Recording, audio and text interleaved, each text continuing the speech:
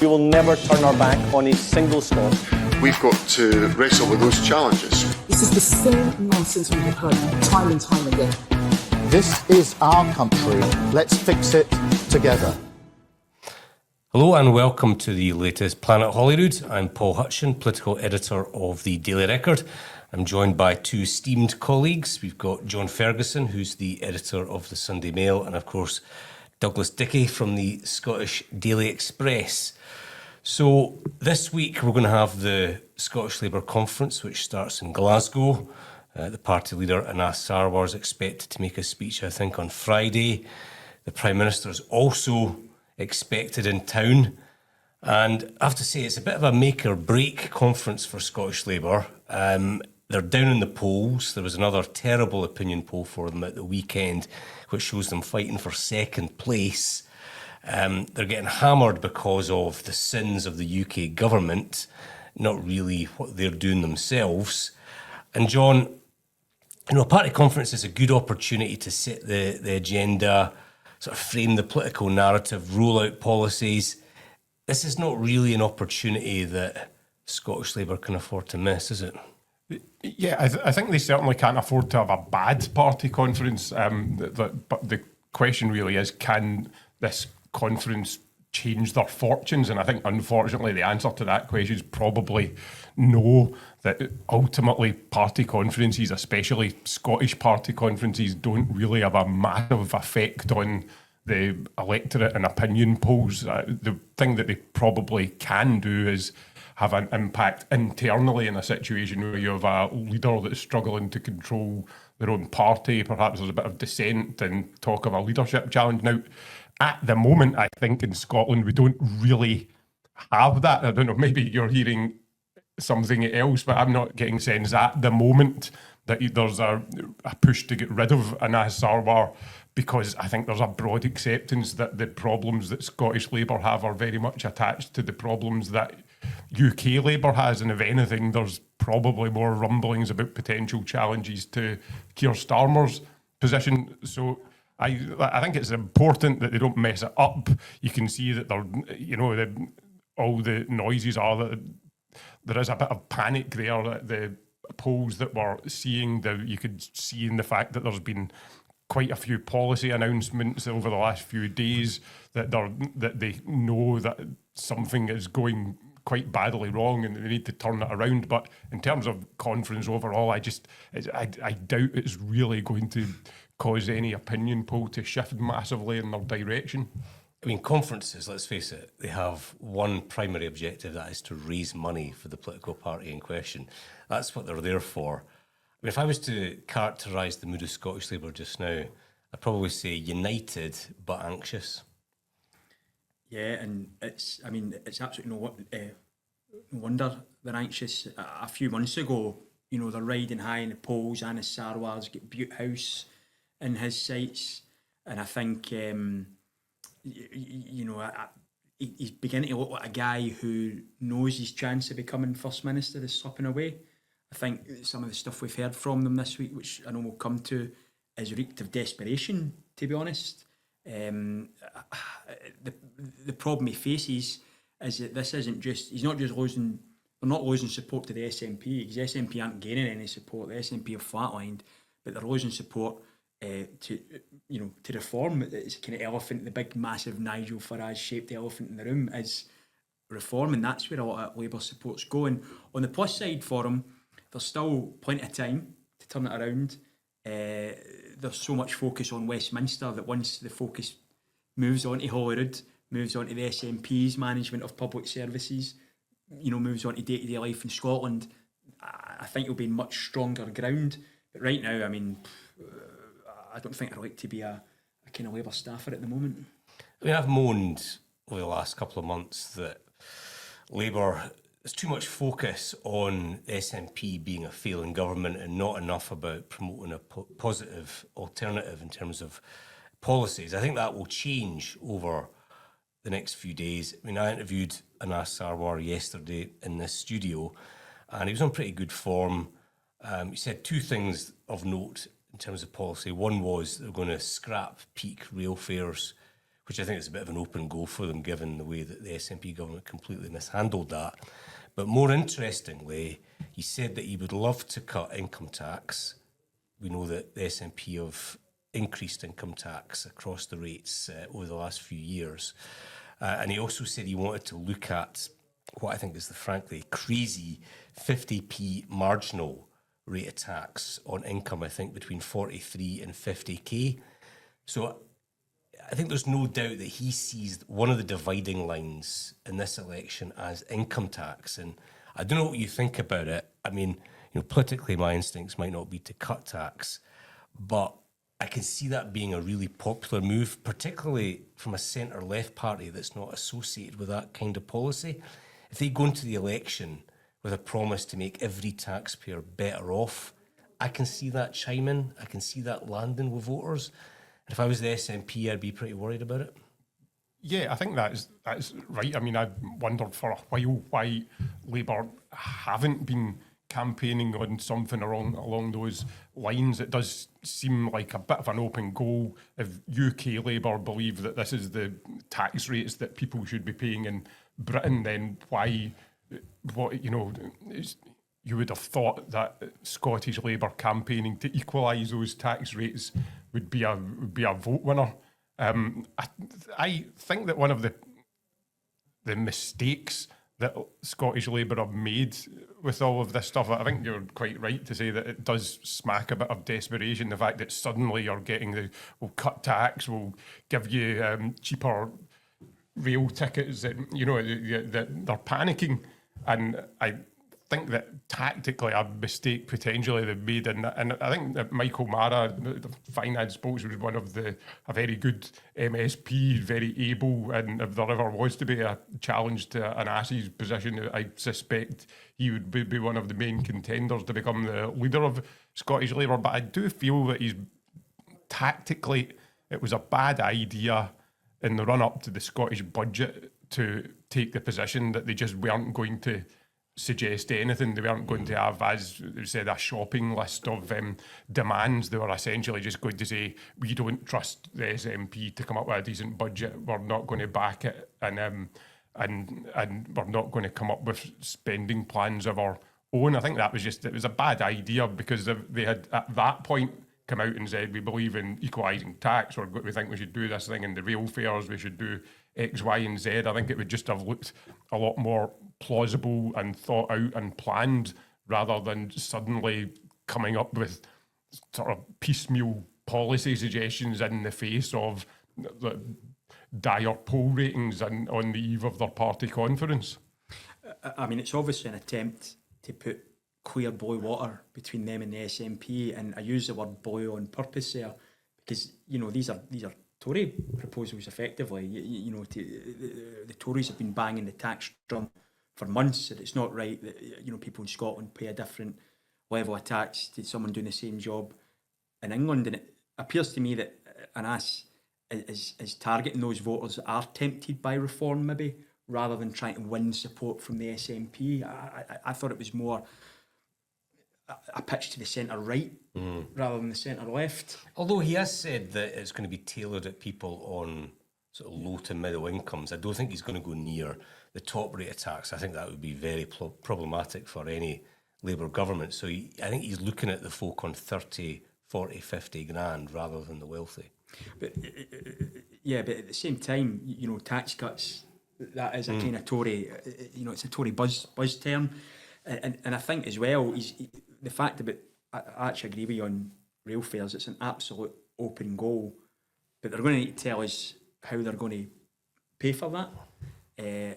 And at the same time, he's talking about cutting taxes. To me, it sounds like a guy that knows deep down he's probably not going to be First Minister, so maybe he can make some promises that he's not going to need to deliver on. We've seen Keir Starmer made a lot of promises before the election, which he's kind of rode back on. He's in danger of, getting himself into a corner there, box himself into a corner. But it's very hard to see how that's going to win support from the SNP. But I can see how it might appeal to people who are maybe tempted to go further to the right. I think that's the question, isn't it? How are you going to pay for this stuff? Yeah. That's the... Yeah, I mean, I think, the danger with a policy like that is it's like when the Tories say it and they always get hammered by Labour over, which services are you going to cut? I mean, who knows, maybe Labour north of the border could do a deal with the UK Labour government ahead of the election whereby the UK Labour government agrees to give the Scottish Parliament more money on condition that those taxes are cut and there's equalisation. You could maybe present it as a union dividend, so it's not actually coming out of the Scottish budget. And I have to say that I'm totally passionate about devolution. I thought it was the right thing, absolutely. And a lot of the powers that have come to Holyrood have been the right thing as well. I don't think income tax has been a great success, because when you've got national insurance reserved, income tax devolved, and then you've got two different administrations doing two different things with those taxes when they interact, you end up with this idiotic situation of one portion of income being taxed at 50%. Yeah, I mean, I think that the UK government saw the SNP coming when they said to them, "Here's a great new power we're going to give you. We're going to give you control over income tax," because the thing about tax is that people don't like paying it, and so far better to have Westminster dealing with that stuff, and you could just deal with spending the money. So it might be an easier argument for the higher taxes if public services were getting better, but they're not. So people are getting stung for more income tax, and they're watching their leisure centres close, the schools being starved of resources, 1 in 6 Scots on a waiting list. So you are being asked to pay more for less. I think that is the real stinger with this. People need to see things getting better, and the thing is that they're not. It's kind of the same with the benefits power that the Scottish government now have. I mean, that maybe you'll have a situation where people saying this is great, I feel that the level of benefits that I'm getting is just right, but it's probably not going to be the case. Probably people are going to feel like they need more. So it's difficult. With new powers come responsibility, and also you need to carry the can for the choices that you make. I feel like this could be a game changer for Scottish Labour, but if it has to come out of the Scottish budget, then I can see how that would be attacked by the SNP. If there was some sort of funding deal with Westminster whereby we got extra cash, I think it would put the Scottish National Party in a really difficult position, because such a policy could be spun as, higher income taxes have failed, it's damaging Scotland, therefore it's damaging the Union, and this is a sign of the UK Labour Party working together. So, I mean, we're going to be in this odd position where, as you say, Dougie, like when you go into elections, it's usually the Tory party that are calling for tax cuts, and it's usually the Labour Party that are opposing. But I think this time it's going to be completely different, and I don't really know how it's going to work out. It would be an interesting situation, wouldn't it? You have to remember that we're going to be heading into another Westminster election after that Scottish Government election, and if there was to be a situation where Westminster had said, yes, we'll effectively bail Scotland out, we'll give you the money to ameliorate these tax rises that the SNP put in place, I wonder whether voters in England would kind of feel like, all right, so Scotland's spent a fortune on public services and things that, messing up ferries, and now you're effectively going to bail them out and give them the money to pay for it. Yeah. I mean, another danger, of course, is that Scottish Labour could quite easily produce a set of policies that land with the public, that connect with the public, but then down the road you get another series of unpopular decisions, and that just completely undoes any of the good work that Scottish Labour put into their conference. I mean, we've got a spending review coming up in March, and I've been reading stories about departmental cuts and having to tear up the fiscal rules. I mean, that looks like a pretty difficult proposition to sell to the public as well, on the back of a difficult first 7 months for the Labour government. Well, what is it? I heard someone say, when the UK Labour Party sneezes, Scottish Labour catches a cold, and that's what we're seeing. That's what we've seen since Keir Starmer came, entered Downing Street, and I think again March, it's still far enough away. The focus in the Scottish election and the weeks before it, will turn to, Scottish issues, devolved issues, the fact that we're paying more tax, and as you say, Paul, we're not seeing better public services. But Labour's biggest problem in Scotland has been that there isn't actually that much between them and the SNP other than the constitutional issue. So a lot of the policies the SNP are implementing, Scottish Labour probably would back in government, but because Labour have suffered more than any party from the way the constitution is just hung over Scottish politics like a bad smell, and you can see them now try to distance themselves with that. We've seen it, and again, I know we'll come to it, but this gender stuff, it's just done a complete 180 on. Very, very cynical in some ways. I don't think MD's going to be taken in by that. But to be fair, obviously, so Labour voted for the gender recognition reform legislation, and then I think Anna Sauer said yesterday that with the benefit of hindsight, they would have done something differently. I do think he made that same exact point last year. I think he did it on a radio channel. I don't know which one, but I don't think that's actually new. But I can see why it would be seen as new, and I can see why it would be also seen as kind of sounds like he's saying we didn't understand what we were voting for, which isn't a good argument. I mean, either have the quality of your convictions to say, no, we back this stuff, it's the right thing to do, or say we've changed our mind. But to say, well, we didn't really understand it the first time round, or else we would have voted a different way, sounds a bit weak. Yeah, it looks pretty abject. I mean, I think everyone knew exactly what that legislation meant. Yeah, regardless of what your view is on it, I don't think you could be any doubt about it. Exactly how it was going to interact with the Equalities Act and all the rest of it. It was just that at the time that the political wind was blown in a different direction. I mean, as you say, it's maybe not new, but it's come to the fore because of this, NHS 5 tribunal, and it reeks of, to the public, it's going to reek of, if you don't like my principles, I've got some other ones that you might like, and it's just, they've got themselves in a mess with it. The SNP get themselves in a mess with it. I don't think this issue is going to go away. It was rather, I think people have got the right to ask, what's the point of Holyrood if we can't discuss, the issue, the big issue that's kind of on everyone's lips? Yeah, I don't like seeing debate being shut down. I mean, I think, if you're looking at it from a Labour perspective, you really want to be talking about cost of living crisis, rail. The last thing you want to be talking about is gender and changing rooms and bathrooms. I just don't see how they can win on that because of this. Especially when you whipped your MSPs to back the SNP. It's really... It's not a great... Get your lines out, just move on as quickly as possible. Yeah, but whether voters... But again, is it a niche issue? It's one of these kind of... The Scottish election is not going to be determined on gender recognition reform. It's just not. I mean, I know it's a big issue. It raises powerful questions about all sorts of issues, but it's not going to decide the election. I think anyone who says it is kidding themselves. Doesn't mean to say it shouldn't be discussed, doesn't mean to say it's not important, but it's going to be on public services, it's going to be on money in your pocket, perceptions of the Scottish Government, perceptions of the Labour Government, and whose narrative is deemed to be most persuasive come the next election. It was felt to have had a big sway in America. I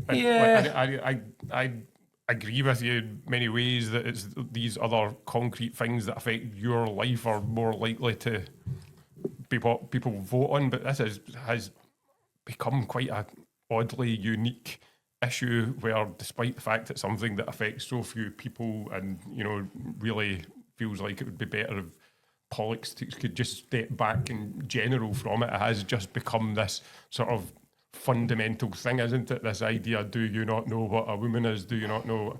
It seems to resonate with people. They want politicians to give clear answers on it. And Trump, I think, had some very effective adverts, which he just, put out relentlessly. And, it was a difficult issue for the Democrats and it was a positive issue for the Republicans. I do wonder, though, if they hadn't put out any of those ads during the campaign, would the result have been any different? I mean, it's a diversion, but it's a very good diversion. And I think as well, it doesn't take, even if a small proportion of the Scottish electorate make that their number one priority, that could have a big impact on how many seats parties win. 5% here or there is going to make a big impact because of the way the Holyrood system's set up. So it won't be decided absolutely agree. It's the economy, stupid. That's what's going to decide every election, really. If people get more money in their pocket, they're going to feel good about themselves. They're going to vote for you. But it could, it's looking increasingly likely that the SNP are still going to be the biggest party. But Labour's hopes of having enough MSPs to make a realistic challenge to get Anna Sarwar into Butte House might hinge on just a small percentage of voters. So it might yet. Well, there was an idea floated in the Sunday papers last week of a women's party championing women's rights. I mean, it could be an irony if Anas Sarwar needs to become First Minister with a couple of women's party MSPs. Those conversations might be a little bit awkward, but it's hard for small new parties to make any sort of breakthrough. We've seen it with Alapa as well. I mean, they're big on Twitter, they're big on social media, but they're not big with members of the public. Folk are just too busy getting on with their day-to-day lives to care about what smaller parties are saying. I think that they've got their party loyalties, they've got their core views, and it's the party that matches up with those core values and views that tends to get their vote. I don't know. I mean, the polls are looking really bad for Scottish Labour just now. There's no doubt about it. They need UK Labour to pick up, and I think a lot depends on the performance of Keir Starmer and Rachel Reeves. I think that might be the deciding factor. Yeah, I agree. For the next election. And I think that everybody needs to also accept that the overwhelming likelihood is that there's going to be some kind of very hung parliament in Scotland. Yeah, indeed. So let's talk about Trump. This is going to be a recurring theme on this podcast. Seems like he's going to be selling out Ukraine. Seems like he's going to be doing a deal with his pal Putin, cutting Ukraine out of the deal and then basically forcing it through, allowing Russia to hold on to parts of land that they illegally seized a few years ago. I'm looking for a silver lining with this. I'm struggling to find one. I mean, I guess the silver lining is that there might be an end to an incredibly destructive and bloody war, which can't be a bad thing. Trump seems very open to that ending coming on the back of quite a lot of concessions to Putin. I guess the counter argument is, like, well, what's the alternative? An endless war where I'm not sure that Keir Starmer's commitment to 100 years of aid to Ukraine to fight Russia is necessarily a vote winner either. Arguably, this war started because Europe and America were giving repeated guarantees to Ukraine that they were going to get into NATO, that there was going to be a closer relationship. Russia made clear that just wouldn't be acceptable to them for their national security, and we ploughed ahead with it anyway.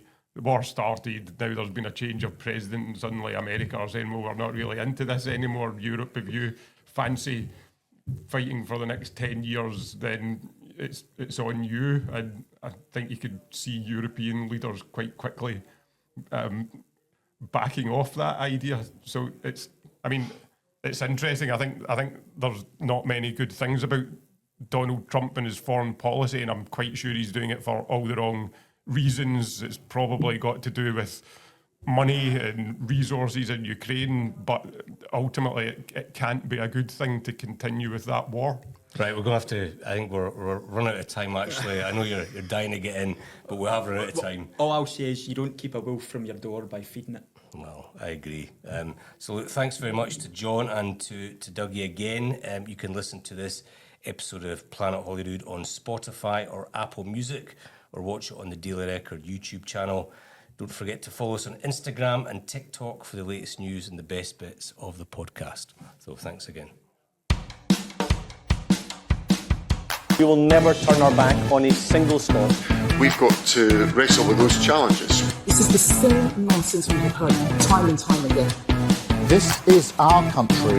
Let's fix it together.